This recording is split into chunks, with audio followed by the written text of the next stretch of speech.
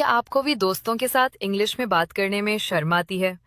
आज हम ऐसे 10 आसान इंग्लिश जुमले सीखेंगे जो आपको दोस्तों से बात करने में मदद करेंगे। अगर आप दोस्तों के साथ इंग्लिश बोलने के लिए तैयार हैं, तो कमेंट में लिखें फ्रेंड और वीडियो को लाइक करना मत भूलें। तो चलिए शुरू करते हैं। तुम कैसे हो? How are you? How are you? क्या तुमने खाना खाया? Did you eat food? Did you eat food? थोड़ा आराम कर लो। Take some rest. Take some rest. मैं तुम्हारे साथ हूँ। I am with you. I am with you. तुम्हें देखकर खुशी हुई।